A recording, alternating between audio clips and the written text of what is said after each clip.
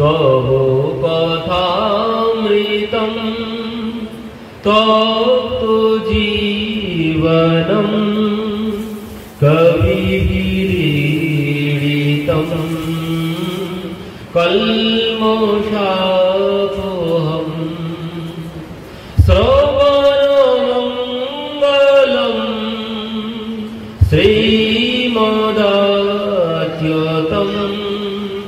ভুবি গৃহন্তি তে ভূরিদা জনা। বললেন কি তব কথামৃতম তপ্ত জীবনম, প্রভু তোমার কথা যে শ্রবণ করবে তাকে আর এই সংসারের তাপ সহ্য করতে হবে না। তব কথামৃতম তপ্ত জীবনম মানে সংসারের যে ত্রিতাপ আছে, আদি দৈবিক, আধ্যাত্মিক, আদি ভৌতিক, এই সমস্ত তাপ তাকে আর সহ্য করতে হবে না।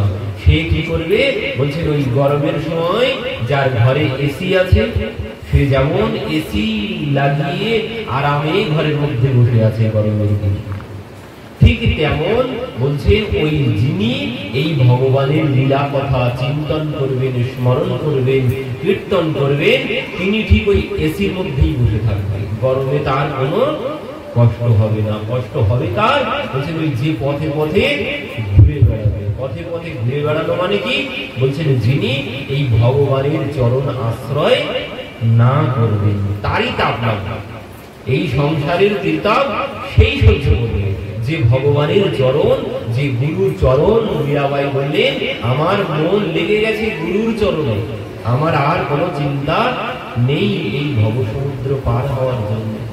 তো এই গুরু চরণ ভগবানের চরণে নিজের মনটাকে দিতে হবে, দিলে আর তার এই সংসারের কোনো তাপ সহ্য করতে হবে না। সেই জন্য গোপীরা বললেন, তব কথামৃতম তপ্ত জীবনম কবিভিরীড়িতম কল্মষাপহম। বলছে আমাদের কথা নয়, এই বড় বড় পণ্ডিত জ্ঞানী ব্যক্তি তারা বলেছে এই কথা শ্রবণ করলে সমস্ত পাপ, কল্মষাপহম মানে সমস্ত পাপ চলে যাবে, তার কোনো পাপ থাকবে না, কোনো ত্রিতাপ তাকে সহ্য করতে হবে না।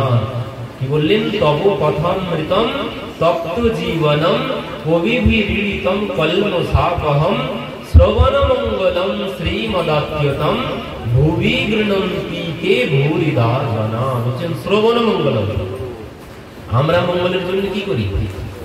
আমরা মঙ্গলের জন্য কত কিছু করি না, করেন না আপনারা?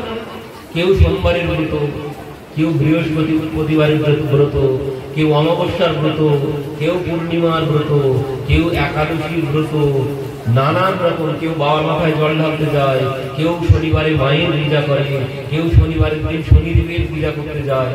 এসব কিসের জন্য? সংসারের মঙ্গলের জন্য, নিজের মঙ্গলের জন্য, আর তো অন্য কোনো কারণ নেই।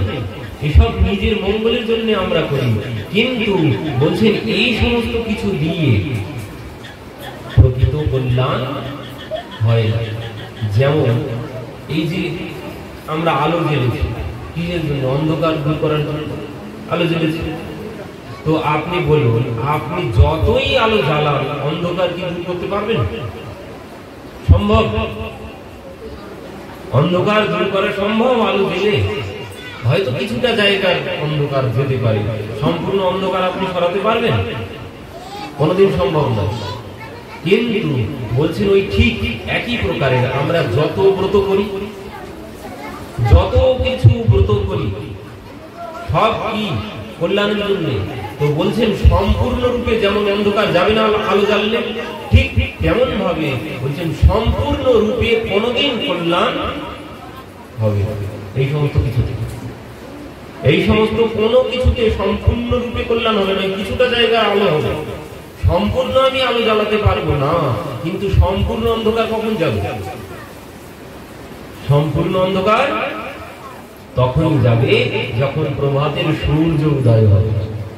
আমি আলো জ্বেলে কোনোদিন অন্ধকার দূর করতে পারবো না, তবে অন্ধকার যাবে যখন সূর্যের উদয় হবে আকাশে, তখনই সমস্ত অন্ধকার চলে যাবে। ঠিক তেমন এখানে কি বলছে দেখুন ভাগবতে, কেচিৎ কেবলয়া ভক্তা বাসুদেব পরায়ণঃ অঘম ধুনবন্তিকাস্তেন নিহারোমিব ভাস্করঃ। বলছেন যেমন আমি আলো জেলে সমস্ত অন্ধকার দূর করতে পারবো না, ঠিক তেমন এই সমস্ত ব্রত করে আমি সম্পূর্ণ রূপে নিজের কল্যাণ করতে পারবো না। তাহলে সম্পূর্ণ রূপে নিজের কল্যাণ কখন হবে? বলছেন সম্পূর্ণ রূপে নিজের কল্যাণ তখনই হবে কেচিৎ কেবলয়া ভক্তা বাসুদেব পরায়ণ।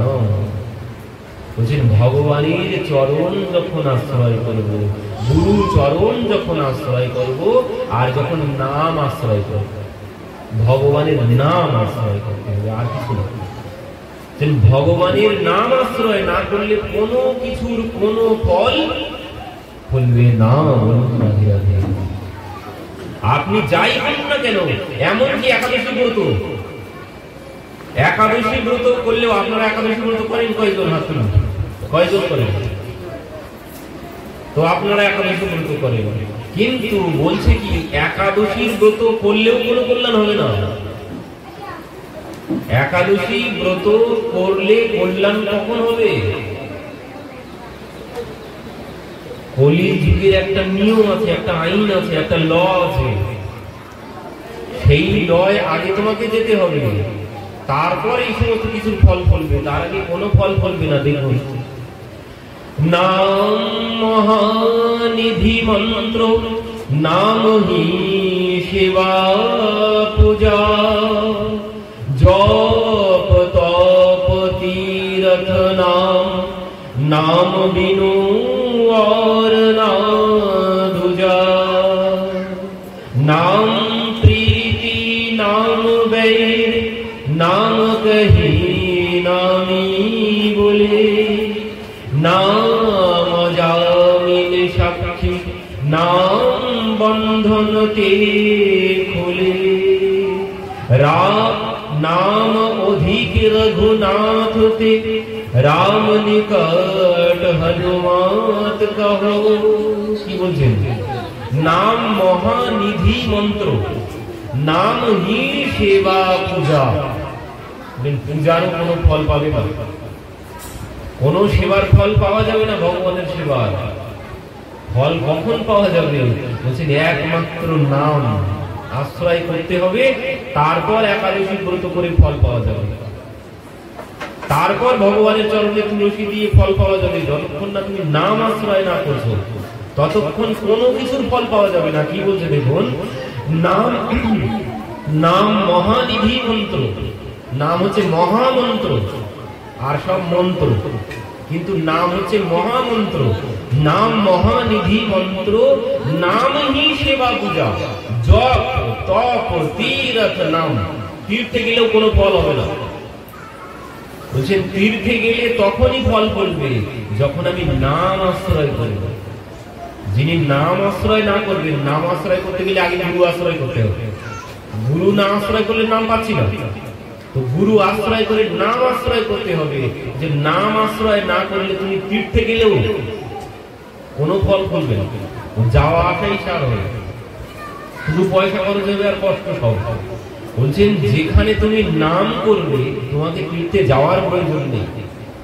তুমি যেখানে বসে নাম করবে সেখানেই বৃন্দাবন হয়ে যাবে, বৃন্দাবন সেখানে চলে আসবে, সেখানেই গোলক বৃন্দাবন কাশী গয়া মথুরা সব সেখানে চলে আসবে, তোমার যাওয়ার প্রয়োজন হবে না। তুমি বসে বসে যেখানে নাম করবে সব তোমার কাছে চলে আসবে, তোমার কোথাও যেতে হবে না। তো তোমাকে একে নাম আশ্রয় করতে হবে। নাম আশ্রয় না করলে নাম বিদু আর না বুঝা। বলছে নাম ছাড়া অন্য কোনো কিছু নেই।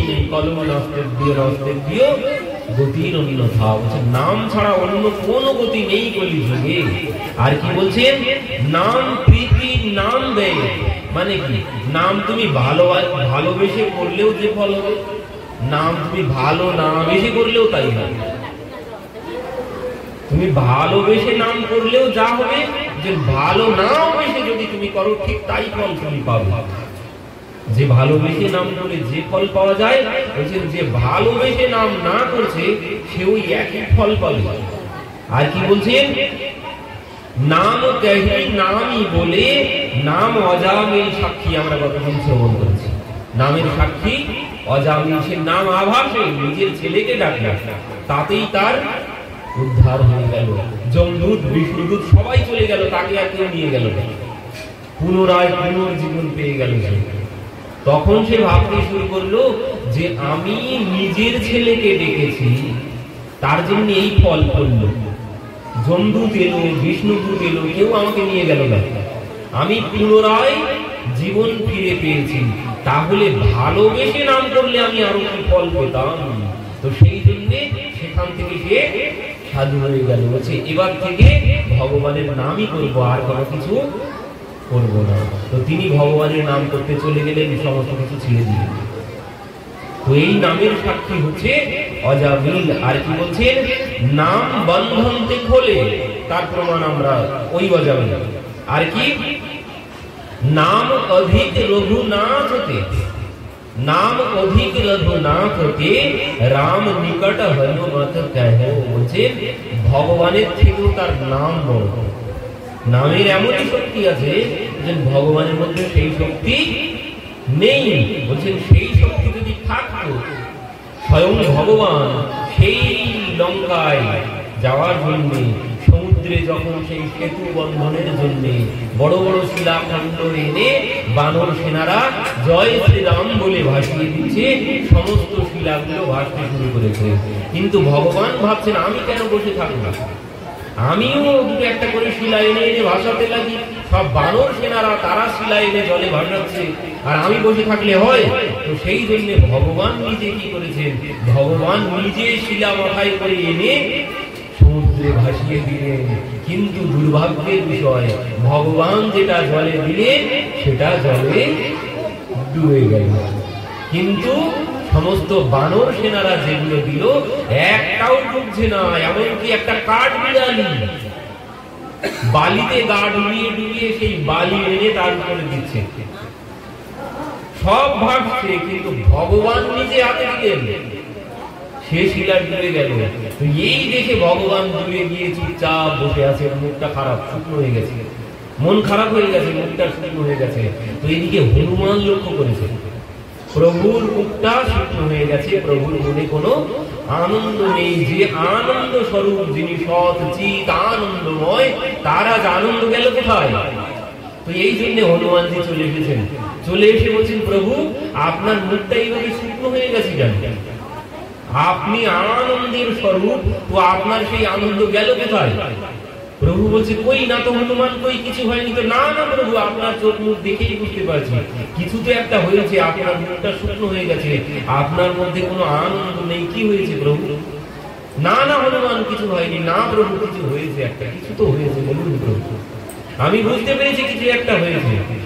তখন প্রভু বলছেন, শুনলে হনুমান কি হয়েছে? তোমরা সবাই শিলা ভাসাচ্ছ জলে, তো আমিও ভেবেছিলাম আমি কেন বসে থাকবো। তো আমিও ওই শিলা নিয়ে সমুদ্রের জলে দিয়েছিলাম, কিন্তু সেই শিলা জলে ডুবে গেল। আর যেই বলেছে, হনুমানজি হো করে হেসে উঠেছে। প্রভু বলছেন, হনুমান তুমি হাসছো কেন, কি হয়েছে? প্রভু হাসলো না। প্রভু এতদিন জানতাম তুমি হয়তো সব থেকে শক্তিমান, আমি এতদিন জেনেছিলাম তুমি সর্বশক্তিমান, তোমার উপরে কেউ নেই। কিন্তু আজ জেনেছি যে তোমার উপরেও আরো একজন আছে। ভগবান বলছে, হনুমান আমার উপরে কে আছে?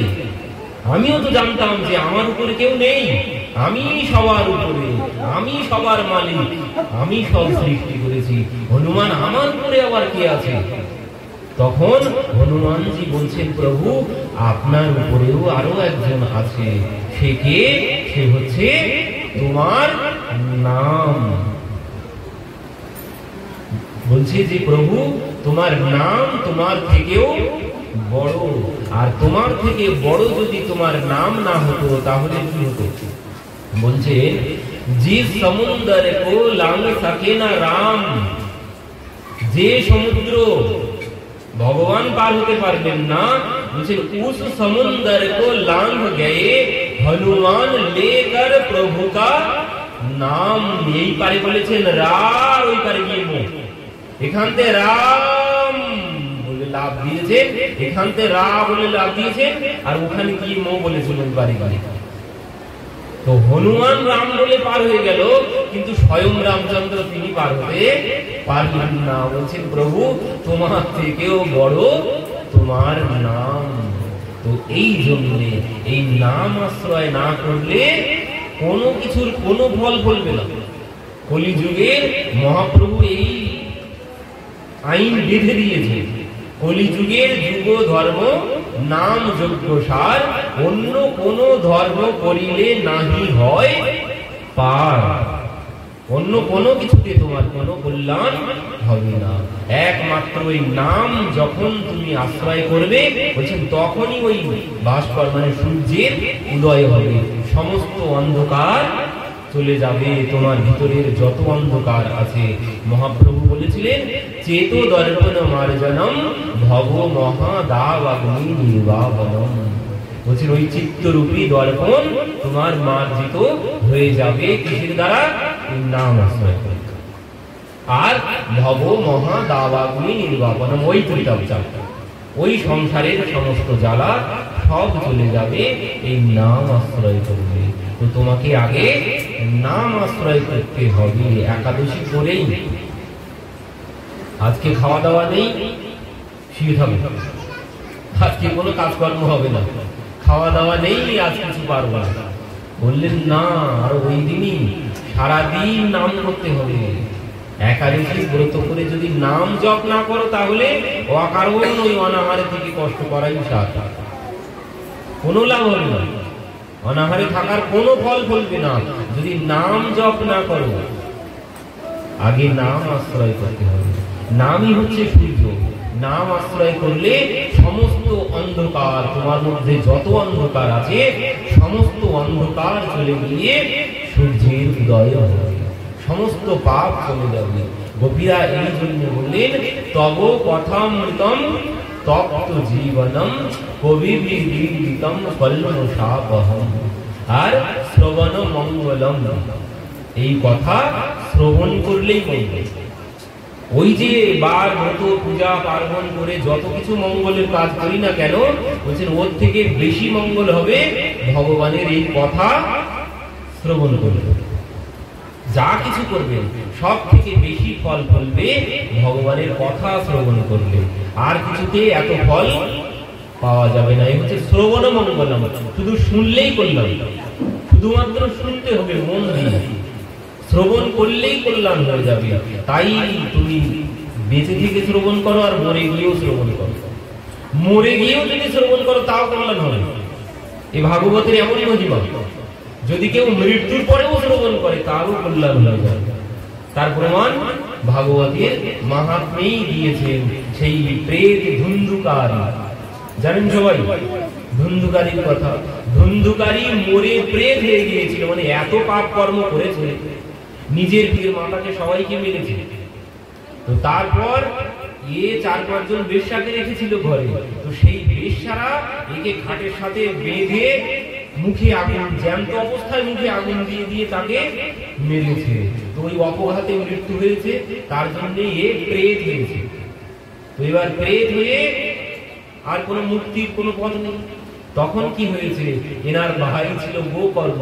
গোকর্ণ একদিন ফিরে এসেছে, বাবা মা সবাই চলে গেছে, ভাইও চলে গেছে। এই কথা শ্রবণ করে গোকর্ণ একদিন বাড়িতে ফিরে এসেছেন। এদের জন্য সবার জন্য গোয়ায় নিয়ে পিণ্ড দিয়েছেন, দিয়ে তারপর বাড়িতে এসেছেন। এসে বাড়িতে শুয়েছেন, রাত্রিতে বিশ্রাম নিচ্ছেন।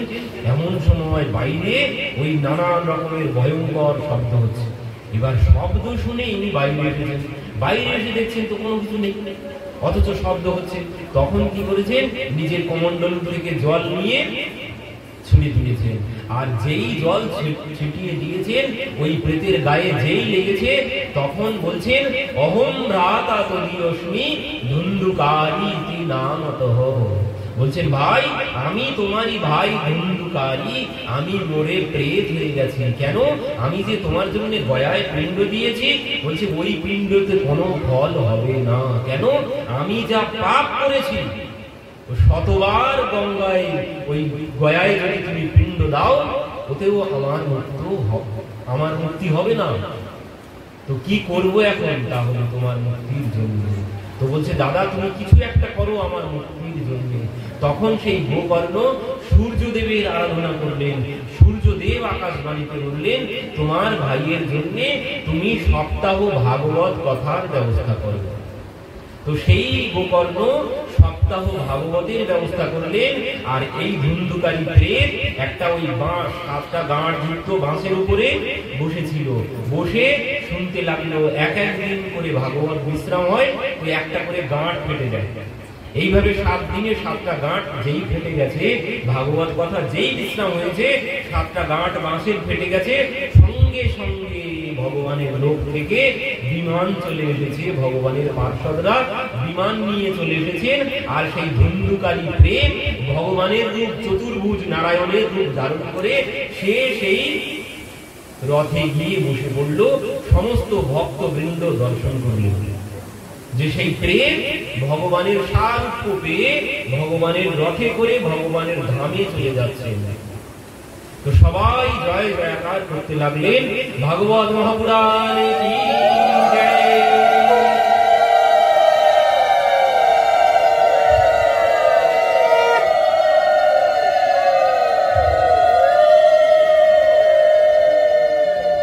সবাই ভাগবতের জয় জয়কার করতে লাগলেন। কেন? তারা জেনে গেলেন যে এই ভাগবতের মহিমা কি। বললেন বেঁচে থেকে তো কল্যাণ হবেই, বেঁচে থেকে যদি কেউ শ্রবণ করে সে ওই এসির মধ্যেই বসে থাকবে, তার গায়ে কোনো তাপ লাগবে না। আর বলছে মৃত্যুর পরেও যদি কেউ শ্রবণ করে তাকে আর কোনো জন্মগ্রহণ করতে হবে না। যার অপঘাতে মৃত্যু হয়েছে, মহাপাপী প্রেত জন্ম পেয়েছে, সেও ভগবত ধামে চলে যাবে যদি মৃত্যুর পরেও এই কথা কেউ শ্রবণ করে। তো এই কথার এমন মহান। তো আমরা শ্রবণ করছিলাম ভগবান লীলা করেছেন কি জন্য। ভগবান লীলা করেছেন তার ভক্তের কল্যাণের জন্য। তার ভক্তরা এই লীলা শ্রবণ করবে আর তারা সমাজের যত সংসারের যত যন্ত্রণা দুঃখ আছে সব ভুলে যাবে, তাদের গায়ে কোনো তাপ লাগবে না। যারা এই কথা শ্রবণ করবে, মানে তারা ওই গরমের দিনে এসিতে বসে থাকার মতোই আরামে থাকবে। যারা এই কথা সর্বক্ষণ শ্রবণ করবে, ওই 1 দিন 2 দিন না মাসে সর্বক্ষণ শ্রবণ করতে হবে। শ্রেয়তাম শ্রেয়তাম নিত্যম, নিত্য শ্রবণ করতে হবে, নিত্য কীর্তন করতে হবে, নিত্য স্মরণ করতে হবে। করলে কি হবে? বলছেন তারা ওই এসিতে বসে থাকার মতোই সুখ পাবে। গরমের দিনে এসির মধ্যে যে সুখ, সেই সুখ তারা লাভ করবে।